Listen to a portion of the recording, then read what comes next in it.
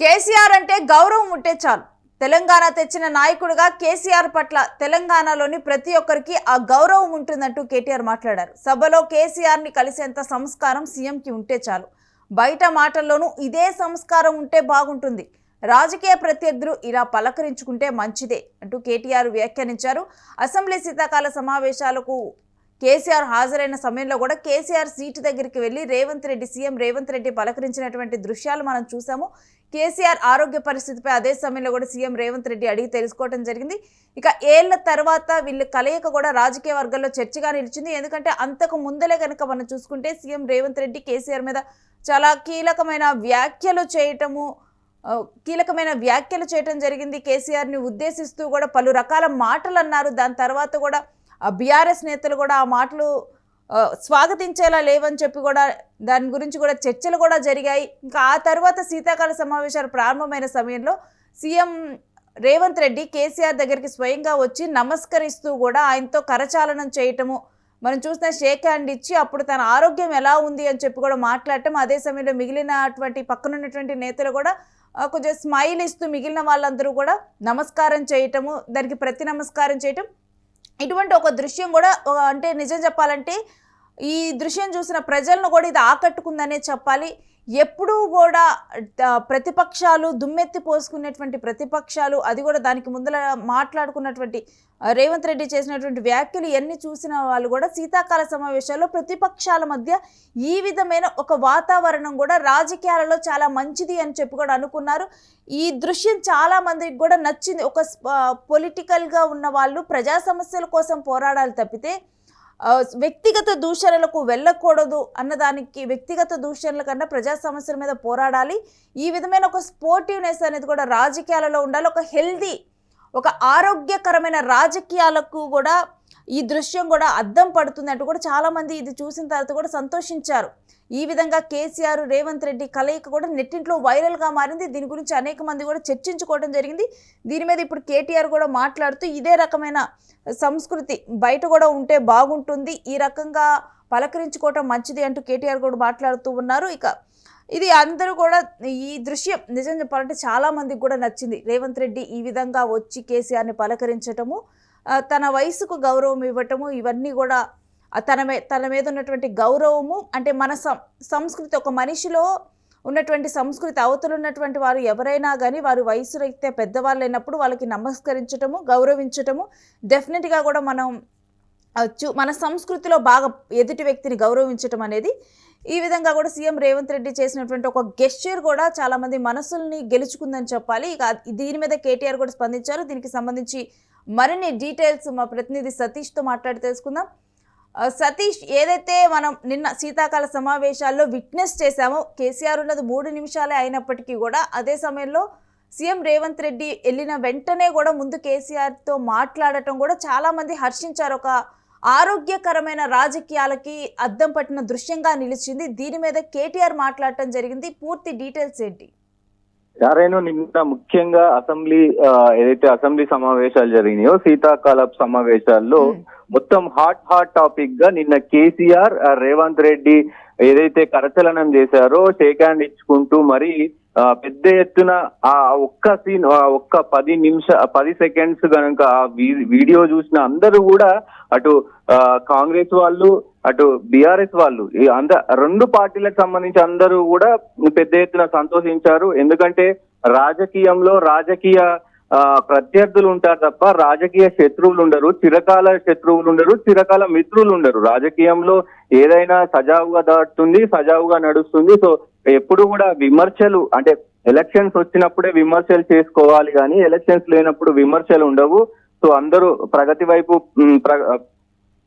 వైపు వెళ్తారంటూ కూడా గతంలోనే రేవంత్ రెడ్డి చెప్పిన పరిస్థితులు ఉన్నాయి. ఈ నేపథ్యంలోనే నిన్న ఏదైతే అసెంబ్లీలో జరిగిన సీన్ అంతా కూడా ఒక్కసారిగా సోషల్ మీడియాలో, అటు మీడియాలో మొత్తం నిన్న రోజంతా కూడా అదే నడిచింది. ఒకవైపు కేటీఆర్ నిన్న మీడియా వాళ్ళతో చిట్ చాట్ చేశారు. మీడియాకు సంబంధించి కూడా పెద్ద ఎత్తున ఆయన మాట్లాడుతూ కేసీఆర్ అంటే ఉద్యమకారుడు, ఉద్యమ నేత. సో ఆ గౌరవం ఇటు రేవంత్ రెడ్డితో పాటు తెలంగాణ ప్రజలందరికీ ఆ గౌరవం ఉంటుంది. కానీ కీలక మాటలు మాట్లాడాడు. ఈ గౌరవం బయట కూడా ఇదే గౌరవం ఉంటే సరిపోతుంది, బయట కూడా ఇలాగే మాట్లాడితే బాగుంటుంది కదా. ఎందుకంటే కేసీఆర్ అంటే తెలంగాణ తెచ్చిన నేత, తెలంగాణకి అతి సన్నిహితమైన నేత. సో ఆయన పట్ల ప్రతి ఒక్కరికి ఈ భావం ఉంటుంది. సో రేవంత్ రెడ్డికి ఉండడం నేను హర్షిస్తున్నాను. సో అది బయట కూడా ఉంటే బాగుంటుంది అంటూ కూడా ఆయన కీలక. సతీష్, అంటే ఈ విజువల్ ఇంత వైరల్ గా మారటానికి కారణం కూడా దీనికి ముందర 2 రోజుల ముందర కూడా సీఎం రేవంత్ రెడ్డి కేసీఆర్ మధ్య జరిగినటువంటి ఒక మాటల యుద్ధంగా చెప్పొచ్చు. ఎస్, డెఫినెట్ గా ఏదైతే కొడంగల్ సభలో ఆయన అంటే విపక్షాలు దాడి చేస్తాయి కానీ తీవ్ర స్థాయిలో ఒక ముఖ్యమంత్రి స్థాయిలో ఆయన మాట్లాడడం కూడా అంటే అంత ఘాటు వ్యాఖ్యలు చేయడం పెద్ద ఎత్తున తెలంగాణలో మొత్తం చర్చనీయాంశమైంది. అటు ఈ విషయం గురించి కూడా కేటీఆర్ చెప్తూ, సో మొన్న కొడంగల్లో చేసినటువంటి మొత్తం కామెంట్స్ ఏవైతే ఉన్నాయో అవన్నీ కూడా వైరల్ అవుతా ఉన్నాయి, అవన్నీ ప్రజల్లోకి వెళ్తా ఉన్నాయి. దాన్ని పోగొట్టుకోవడానికే అసెంబ్లీ సాక్షిగా ఈ కేసీఆర్ ని కలిశాడు. కేసీఆర్ దగ్గర ఆరోగ్యం గురించి అడిగి తెలుసుకున్నాడు తప్ప ఆయనకి నిబద్ధత లేదు అంటూ కూడా ఒక విమర్శ అయితే చేసిన పరిస్థితి ఉంది. ఏదేమైనప్పటికీ నిన్న కీలక సమావేశాలు, ఇటు కేటీఆర్ చిట్ చాట్ చేశారు, చాలా విషయాలు చెప్పారు. అంటే రేవంత్ రెడ్డి సభలో ఒకలాగా ఉంటాడు, బయట ఒకలాగా ఉంటాడు, సో నిబద్ధత లేని నాయకుడు అంటూ కూడా విమర్శ చేశాడు. దాంతో పాటు అది ఏదైతే 3 నిమిషాలకు కేసీఆర్ వెళ్ళిపోయాడని పెద్ద ఎత్తున వార్తలు వచ్చాయి, దానికి సంబంధించి కూడా రేవంత్ రెడ్డి కూడా చిట్ చాట్ చేశారు. ముఖ్యంగా మీడియా మిత్రులతో మాట్లాడుతూ మరి కేసీఆర్ ఎందుకు వెళ్ళిపోయాడు అని అడిగిన క్వశ్చన్ కు అది ఆయనను అడగాలి, నాకేం తెలుస్తుంది అంటూ కూడా ఆయన మాట్లాడిన పరిస్థితి ఉంది. సో నేనైతే వెళ్ళి కలిశాను, ఆయన ఆరోగ్యం గురించి అడిగి తెలుసుకున్నాను అంటూ కూడా చెప్పిన పరిస్థితులు ఉన్నాయి. నేను right, thanks for the details Satish. ఇక నిన్న శీతాకాల సమావేశాల్లో చోటు చేసుకున్నటువంటి ఈ సన్నివేశం మాత్రం చాలా మంది హృదయాల్ని గెలుచుకుందని చెప్పాలి. అంటే ఒక ఆహ్లాదకరమైన రాజకీయాలను ప్రోత్సహించే విధంగా ఎప్పుడైతే ఇద్దరు నేతలు, ప్రతిపక్షాల్లో ఉన్నటువంటి నేతలు ఎప్పుడు కూడా దూషణలు అంటే ఒక లెవెల్కి మించి కూడా నెక్స్ట్ లెవెల్లో వ్యక్తిగత దూషణలకు వెళ్ళినప్పుడు కింది స్థాయి కార్యకర్తల్లో కూడా అది రిఫ్లెక్ట్ అవుతుంది. అప్పుడు డెఫినెట్గా కూడా పక్క పార్టీలో ఉన్నటువంటి కార్యకర్తలు వాళ్ళ శత్రువులాగా భావిస్తారు. అలా కాకుండా ఈ విధమైన ఒక కేవలం ప్రజా సమస్యల మీదే పోరాడుతూ ఏదైనా కానీ పదాలతో కాకుండా పథకాలతో కొడుతూ మాట్లాడుతూ ఉన్నటువంటి మాటలు అప్పుడు ఏంటంటే అదొక ఆరోగ్యకరమైన రాజకీయాలను ప్రోత్సహిస్తూ ఉంటుంది. ఆ రిఫ్లెక్ట్ డెఫినెట్గా కూడా మళ్ళీ కార్యకర్తలకు కనిపిస్తుంది. దానివల్ల వాళ్ళలో ఇప్పుడు మనం చూస్తూ ఉంటాం, ఎక్కడైనా కానీ ప్రతిపక్షాల్లో ఉన్నటువంటి కార్యకర్తలు ఏదైనా కార్యక్రమాలు జరిగినప్పుడు కొట్టుకుంటూ ఉంటారు. అందుకే పోలీసులు కూడా అక్కడ భారీ బందోబస్తుని ఏర్పాటు చేస్తూ శాంతి భద్రతలు కాపాడటానికి కూడా వాళ్ళకున్నటువంటి టైం మొత్తాన్ని కూడా ఈ కార్యకర్తలు ప్రజా సమస్యలను అంటే ఆ ప్రజల ఇష్యూస్ని కానీ వీటన్నిటిని కూడా ప్రజలకు భద్రతని కల్పించాల్సిన పోలీసులు ఎక్కువగా కూడా ఈ పొలిటికల్ కార్యకర్తల మధ్య వాళ్ళు కొట్టుకోకుండా ఉండటానికి దానికోసం ప్రత్యేకంగా బలగాలను అక్కడ మోహరించి మరీ కాపలా కాయాల్సిన పరిస్థితులు కొన్ని ప్రాంతాల్లో ఏర్పడుతూ ఉన్నాయి. అదే రాజకీయ నాయకుల మధ్య ఈ రకమైన హెల్దీ ఎన్విరాన్మెంట్ కనుక ఒక ఆరోగ్యకరమైన రాజకీయాలు కనుక ఉంటే అక్కడ కార్యకర్తలు కూడా మా పార్టీ అంటే మా పార్టీ, మా నాయకుడు అంటే మా నాయకుడు, మేం గొప్ప అంటే మేం గొప్ప అని కొట్టుకోరు.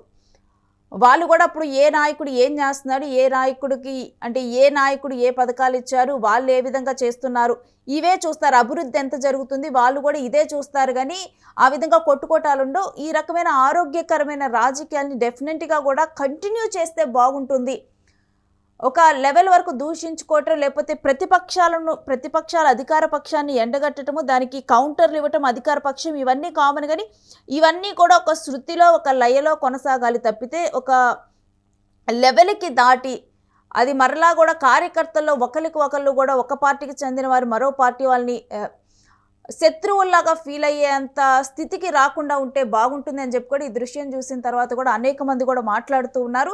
ఇక మనం కనుక ఈ మధ్య జరిగినటువంటి ఇలాంటి ఇంకో ఇన్సిడెంటే కనుక మనం చూసుకుంటే కేంద్రంలో కూడా ఇప్పుడు ఇంకో ఇన్సిడెంట్ గురించి కూడా మాట్లాడుకోవాలి. డెఫినెట్గా కూడా ఏదైతే మోదీ అదేవిధంగా ప్రియాంక గాంధీ ఒకే దగ్గర కూర్చొని కనిపించటం, ఆ సమయంలో కూడా మోదీ ప్రియాంక గాంధీతో ఒక సంతోషకరంగా కూడా ఆయన కూడా మాట్లాడి ఆమెతో కూడా ముచ్చటించడము, అది కూడా నెటిజన్లను దోచుకుంది. ఈ చాలా మంది కూడా ఒక న్యూ ఇయర్కి ముందర కానీ ఒక కొత్త సంవత్సరంలోకి అడుగు పెట్టే ముందర ఈ సంవత్సరంలో ఉన్న కొన్ని విషయాల గురించి చర్చించుకుంటారు కదా, అలా కేంద్రంలో ఆ అంశం నిలిచిపోతుంది.